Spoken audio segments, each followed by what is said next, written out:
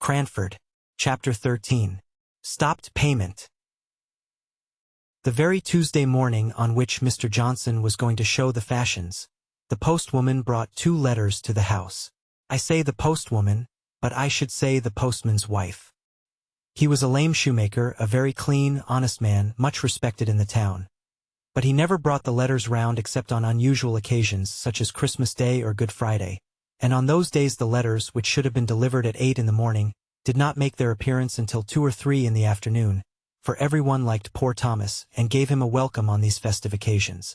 He used to say, he was welly stawed while eating, for there were 3 or 4 houses where nowt would serve him but he must share in their breakfast. And by the time he had done his last breakfast, he came to some other friend who was beginning dinner. But come what might in the way of temptation, Tom was always sober, civil, and smiling, and, as Miss Jenkins used to say, it was a lesson in patience, that she doubted not would call out that precious quality in some minds, where, but for Thomas, it might have lain dormant and undiscovered. Patience was certainly very dormant in Miss Jenkins's mind.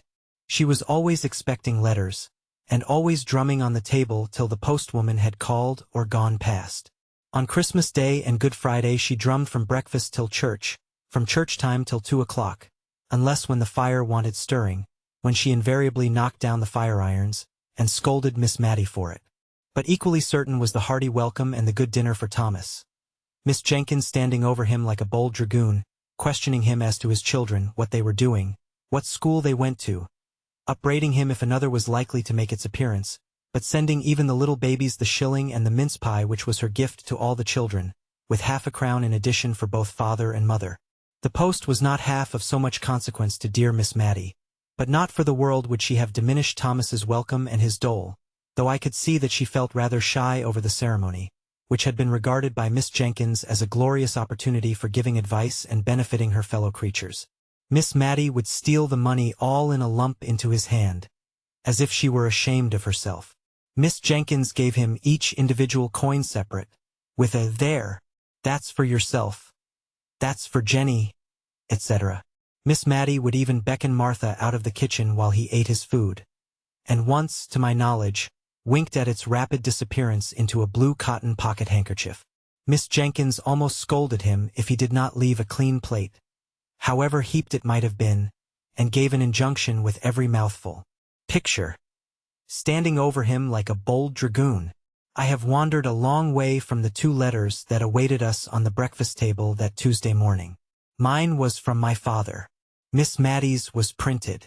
My father's was just a man's letter. I mean, it was very dull and gave no information beyond that he was well, that they had had a good deal of rain, that trade was very stagnant, and there were many disagreeable rumors afloat. He then asked me if I knew whether Miss Matty still retained her shares in the town and county bank, as there were very unpleasant reports about it, though nothing more than he had always foreseen and had prophesied to Miss Jenkins years ago, when she would invest their little property in it. The only unwise step that clever woman had ever taken, to his knowledge, the only time she ever acted against his advice, I knew. However, if anything had gone wrong, of course I was not to think of leaving Miss Matty while I could be of any use, etc. "Who is your letter from, my dear?" "Mine is a very civil invitation, signed Edwin Wilson, asking me to attend an important meeting of the shareholders of the town and county bank, to be held in Drumble on Thursday the 21st. I am sure it is very attentive of them to remember me." I did not like to hear of this important meeting, for, though I did not know much about business, I feared it confirmed what my father said. However, I thought, ill news always came fast enough, so I resolved to say nothing about my alarm, and merely told her that my father was well and sent his kind regards to her. She kept turning over and admiring her letter. At last she spoke. "I remember their sending one to Deborah just like this, but that I did not wonder at, for everybody knew she was so clear-headed. I am afraid I could not help them much. Indeed, if they came to accounts, I should be quite in the way, for I never could do sums in my head. Deborah, I know, rather wished to go, and went so far as to order a new bonnet for the occasion. But when the time came she had a bad cold, so they sent her a very polite account of what they had done. Chosen a director, I think it was. Do you think they want me to help them to choose a director? I am sure I should choose your father at once." "My father has no shares in the bank," said I. "Oh no, I remember. He objected very much to Deborah's buying any, I believe. But she was quite the woman of business, and always judged for herself. And here, you see, they have paid 8% all these years. It was a very uncomfortable subject to me, with my half-knowledge. So I thought I would change the conversation, and I asked at what time she thought we had better go and see the fashions. Well, my dear, she said, the thing is this, it is not etiquette to go till after 12. But then, you see, all Cranford will be there, and one does not like to be too curious about dress and trimmings and caps with all the world looking on. It is never genteel to be over-curious on these occasions. Deborah had the knack of always looking as if the latest fashion was nothing new to her. A manner she had caught from Lady Arley, who did see all the new modes in London, you know. So I thought we would just slip down, for I do want this morning, soon after breakfast, half a pound of tea, and then we could go up and examine the things at our leisure, and see exactly how my new silk gown must be made. And then, after 12, we could go with our minds disengaged and free from thoughts of dress. We began to talk of Miss Mattie's new silk gown. I discovered that it would be really the first time in her life that she had had to choose anything of consequence for herself. For Miss Jenkins had always been the more decided character, whatever her taste might have been, and it is astonishing how such people carry the world before them by the mere force of will.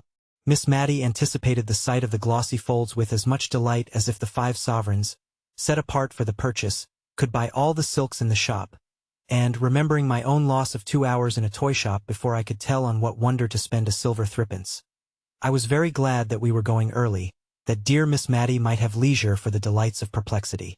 If a happy sea green could be met with, the gown was to be sea green.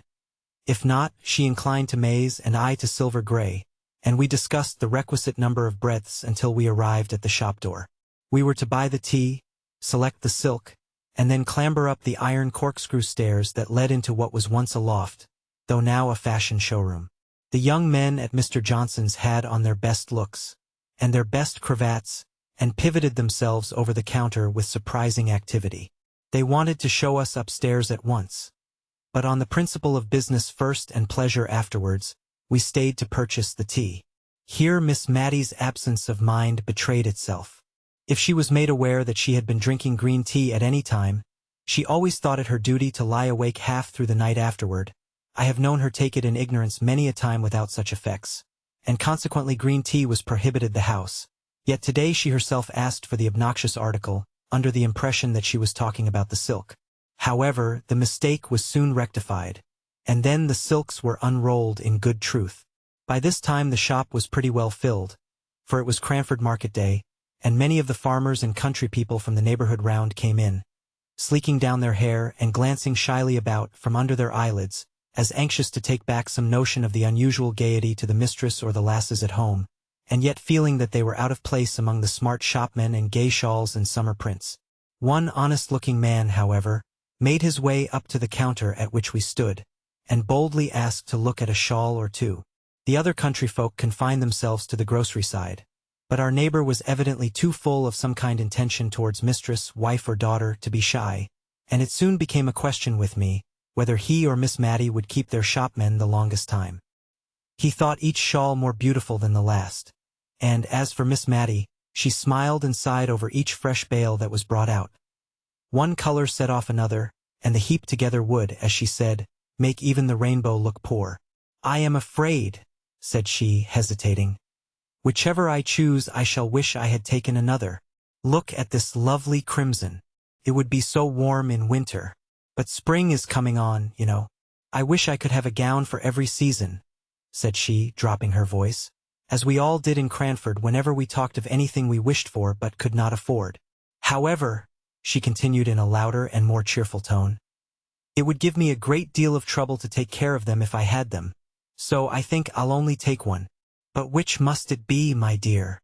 And now she hovered over a lilac with yellow spots, while I pulled out a quiet sage green that had faded into insignificance under the more brilliant colors, but which was nevertheless a good silk in its humble way. Our attention was called off to our neighbor. He had chosen a shawl of about 30 shillings value, and his face looked broadly happy under the anticipation, no doubt, of the pleasant surprise he would give to some Molly or Jenny at home.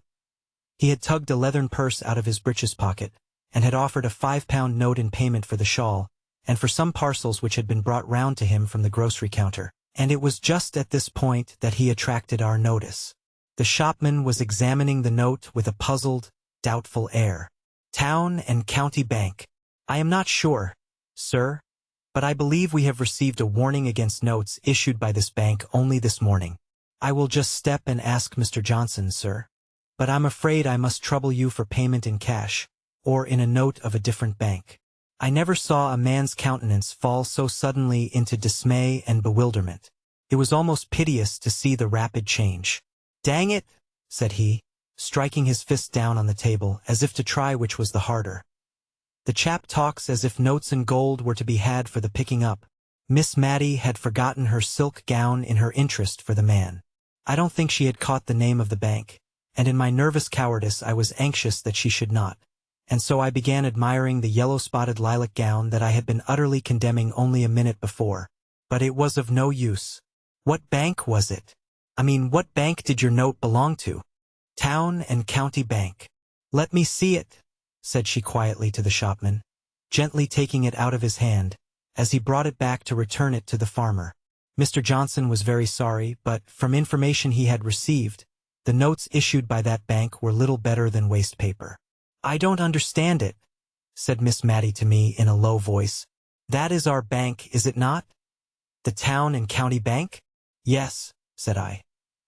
"This lilac silk will just match the ribbons in your new cap, I believe," I continued, holding up the folds so as to catch the light, and wishing that the man would make haste and be gone, and yet having a new wonder that had only just sprung up, how far it was wise or right in me to allow Miss Matty to make this expensive purchase, if the affairs of the bank were really so bad as the refusal of the note implied.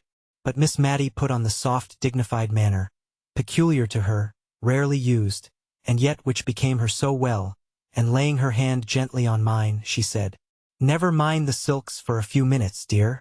I don't understand you, sir." Turning now to the shopman, who had been attending to the farmer. "Is this a forged note?" "Oh no, ma'am. It is a true note of its kind. But you see, ma'am, it is a joint stock bank, and there are reports out that it is likely to break.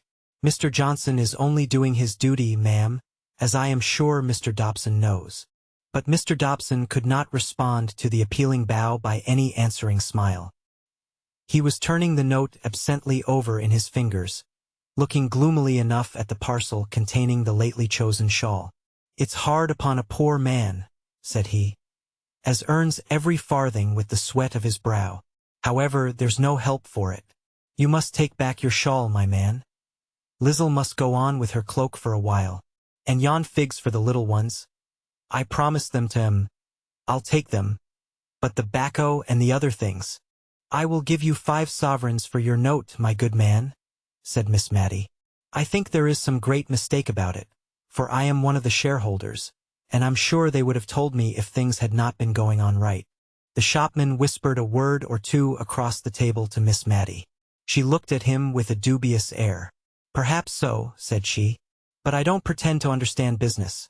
I only know that if it is going to fail, and if honest people are to lose their money because they have taken our notes, I can't explain myself," said she, suddenly becoming aware that she had got into a long sentence with 4 people for audience.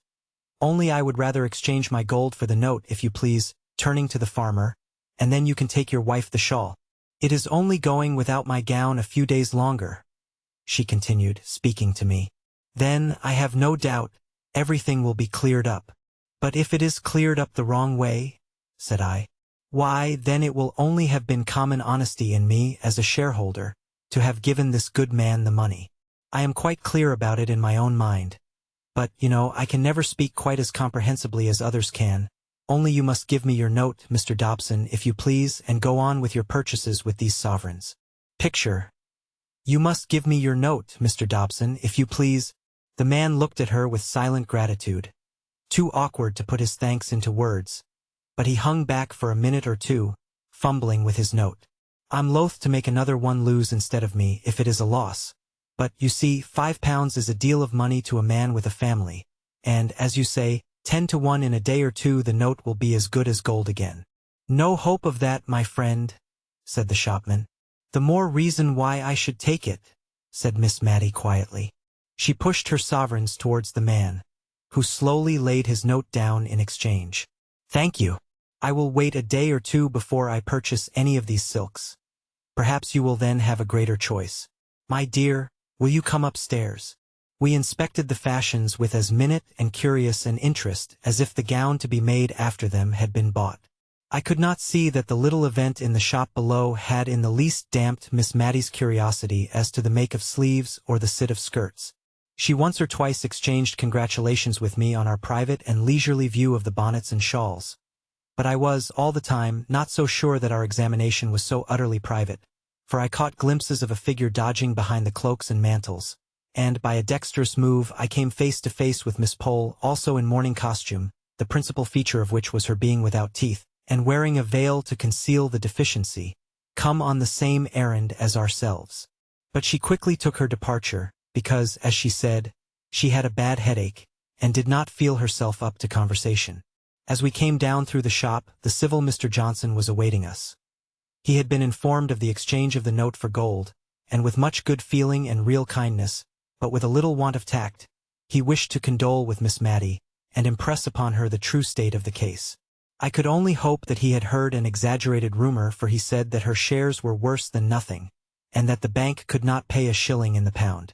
I was glad that Miss Mattie seemed still a little incredulous, but I could not tell how much of this was real or assumed, with that self-control which seemed habitual to ladies of Miss Mattie's standing in Cranford, who would have thought their dignity compromised by the slightest expression of surprise, dismay, or any similar feeling to an inferior in station, or in a public shop.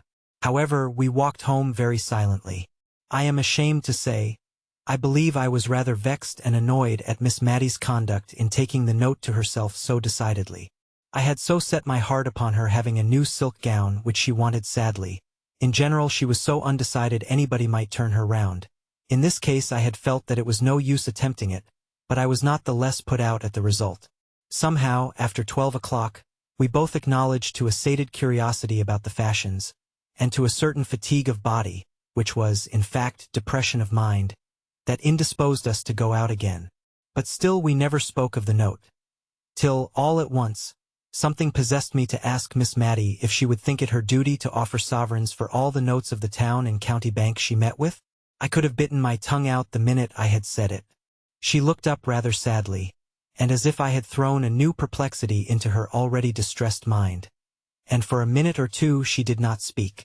Then she said, "My own dear Miss Mattie," without a shade of reproach in her voice, "my dear, I never feel as if my mind was what people call very strong, and it's often hard enough work for me to settle what I ought to do with the case right before me. I was very thankful that I saw my duty this morning with the poor man standing by me, but it's rather a strain upon me to keep thinking and thinking what I should do if such and such a thing happened, and I believe I had rather wait and see what really does come, and I don't doubt I shall be helped then if I don't fidget myself and get too anxious beforehand. You know, love, I'm not like Deborah. If Deborah had lived, I've no doubt she would have seen after them, before they had got themselves into this state. We had neither of us much appetite for dinner, though we tried to talk cheerfully about indifferent things. When we returned into the drawing-room, Miss Mattie unlocked her desk and began to look over her account books. I was so penitent for what I had said in the morning, that I did not choose to take upon myself the presumption to suppose that I could assist her. I rather left her alone, as, with puzzled brow, her eye followed her pen up and down the ruled page. By and by she shut the book, locked the desk, and came and drew a chair to mine, where I sat in moody sorrow over the fire. I stole my hand into hers. She clasped it, but did not speak a word. At last she said, with forced composure in her voice, "If that bank goes wrong, I shall lose £149 13 shillings and 4 pence a year. I shall only have £13 a year left." I squeezed her hand hard and tight. I did not know what to say. Presently it was too dark to see her face. I felt her fingers work convulsively in my grasp, and I knew she was going to speak again. I heard the sobs in her voice as she said, "I hope it's not wrong, not wicked, but, oh, I am so glad poor Deborah is spared this. She could not have borne to come down in the world. She had such a noble, lofty spirit." This was all she said about the sister who had insisted upon investing their little property in that unlucky bank. We were later in lighting the candle than usual that night, and until that light shamed us into speaking, we sat together very silently and sadly. However, we took to our work after tea with a kind of forced cheerfulness, which soon became real as far as it went. Talking of that never-ending wonder, Lady Glenmire's engagement. Miss Matty was almost coming round to think it a good thing. I don't mean to deny that men are troublesome in a house. I don't judge from my own experience, for my father was neatness itself, and wiped his shoes on coming in as carefully as any woman. But still a man has a sort of knowledge of what should be done in difficulties, that it is very pleasant to have one at hand ready to lean upon. Now, Lady Glenmire, instead of being tossed about, and wondering where she is to settle, will be certain of a home among pleasant and kind people, such as our good Miss Pole and Mrs. Forrester. And Mr. Hoggins is really a very personable man. And as for his manners, why, if they are not very polished, I have known people with very good hearts and very clever minds too, who were not what some people reckoned refined, but who were both true and tender. She fell off into a soft reverie about Mr. Holbrook, and I did not interrupt her. I was so busy maturing a plan I had had in my mind for some days, but which this threatened failure of the bank had brought to a crisis. That night, after Miss Matty went to bed, I treacherously lighted the candle again, and sat down in the drawing-room to compose a letter to the Aga Jenkins, a letter which should affect him if he were Peter, and yet seem a mere statement of dry facts if he were a stranger. The church clock pealed out 2 before I had done. The next morning news came, both official and otherwise, that the town and county bank had stopped payment. Miss Matty was ruined. She tried to speak quietly to me, but when she came to the actual fact that she would have but about 5 shillings a week to live upon, she could not restrain a few tears. "I am not crying for myself, dear," said she, wiping them away. "I believe I am crying for the very silly thought of how my mother would grieve if she could know. She always cared for us so much more than for herself, but many a poor person has less, and I am not very extravagant, and, thank God, when the neck of mutton and Martha's wages, and the rent are paid, I have not a farthing owing. Poor Martha! I think she'll be sorry to leave me." Miss Matty smiled at me through her tears, and she would fain have had me see only the smile, not the tears.